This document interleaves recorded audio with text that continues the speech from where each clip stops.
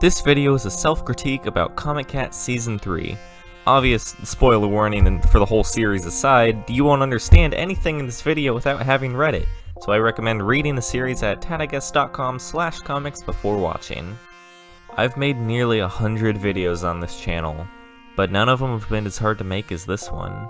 When I did the self-critiques for the first 2 seasons, I simply jumped in front of the camera, went through strip by strip talking about what I liked, what I disliked, my thought process making them. I spent over an hour trying to record a video in this style for Season 3, but it felt like it was hard to properly convey my thoughts with this format. So let's try something new this time around. But before I can talk about Season 3, let me quickly recap Seasons 1 and 2 just for context. I still think the first season is pretty good.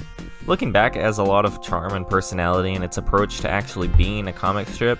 It's self-aware and breaks the fourth wall, which is pretty cliche and overdone at this point, but I tried to do something a little different with Comic Cat. I wanted to tell a story about comic characters struggling to exist in a comic. It has a fair few issues, with a few moments feeling out of place, and visually it doesn't hold up all that well, but the jokes themselves were pretty good. It was a good introduction to what would be a unique and charming little comic strip, is what I would like to say. Season 2 was rough, to say the least.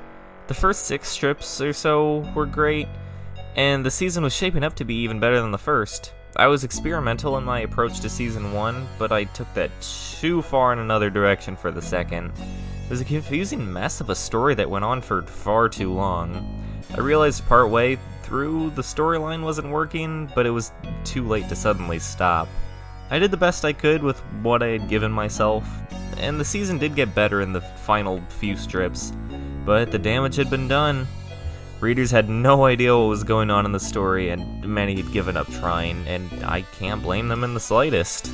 Season 3 would be one of the biggest artistic challenges I had faced up to that point.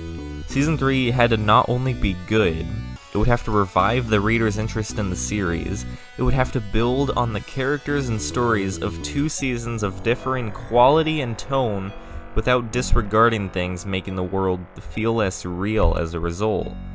It felt like an impossible task. This wasn't just a battle to save a very niche comic strip. This wasn't just my need to prove to a small reader base I wasn't a one-hit wonder.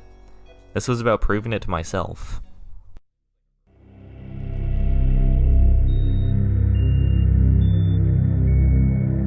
We're this far into the video, and it's finally time to talk about Comic Cat Season 3. I've divided this into a few sections to properly convey my thoughts. First things first, let's talk about how I handled the characters in this season. The characters in Comic Cat should always be the most important thing. If you look back at Season 1, those strips are funny because those characters, for the most part, are so entertaining.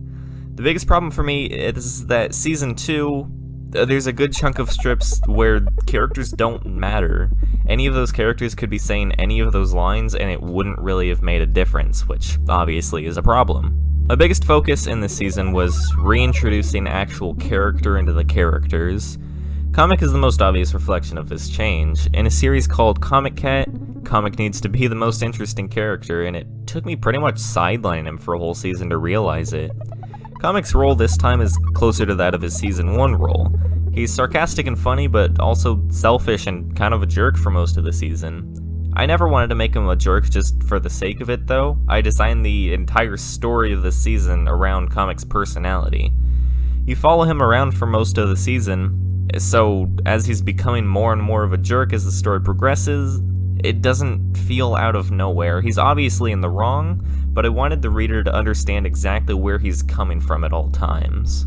Dog was a character I never felt like had much going on in terms of personality. In Season 1, he was kind, but not very bright, and in Season 2, he had almost nothing going on for him. But even in the first season, he was never one of the more interesting characters, well, character-wise. Like Comic, I based the story of the season around this.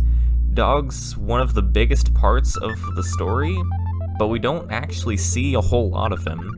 Dog's role in this season is to boost Comic's character, but I'll get more into this when I cover the actual story.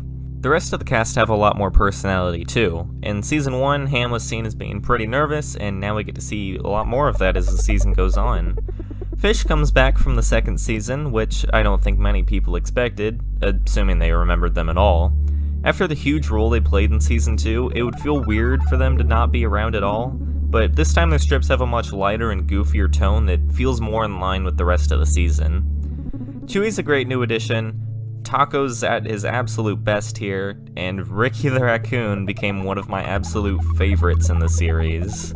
I brought in Ricky to be sort of Comic's new right-hand man. This was sort of meant to be Dog's role when the series started, but the two characters kinda clash, both having sort of the straight man role. Ricky's weirdness bounces off of Comic a lot better, and keeps the season lighthearted and goofy without it feeling too forced at times. Season 2 was messy. The story it was trying to tell didn't really suit the weekly comic strip format. As I was making Season 3, I wanted each strip to work on its own, without the context of the rest of the series. There would be character and story progression throughout, but you could technically bring up any single strip and understand what was happening. Aside from 1 or 2 strips near the end of the season, I think I mostly succeeded with this goal.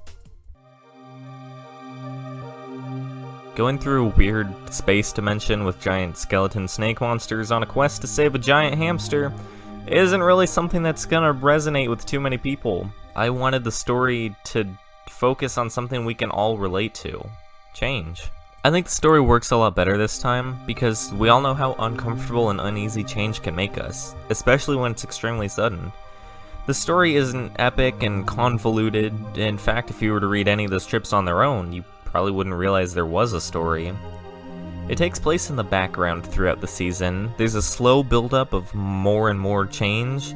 You see from start to finish how Comic, someone who doesn't do well with change, reacts, and you can better understand why he does some of the things he does.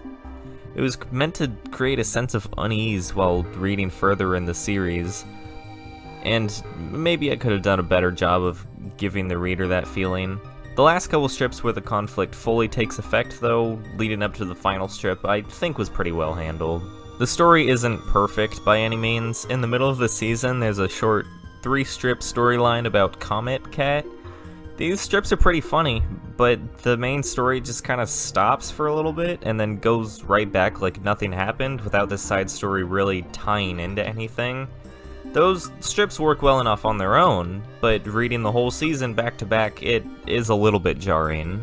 I do have plenty of small nitpicks, but I don't feel like any of them really take away a whole lot from the final product. And overall, Comic Cat Season 3 is one of my favorite things I've made in nearly 15 years of making comics. Finishing up that final strip of Season 3, I was feeling great, but this brings up new concerns. After making something I was so satisfied with, how do you follow up on it? How can I make Season 4 better, let alone as good as Season 3? Well, I answer these questions in Season 4, which has started. I don't know when this is going up. There's one out already. There's another one coming up on Thursday. This is probably going up before Thursday. At least I should hope so. So, yeah, go read it, and, thank you all for watching my video. Okay.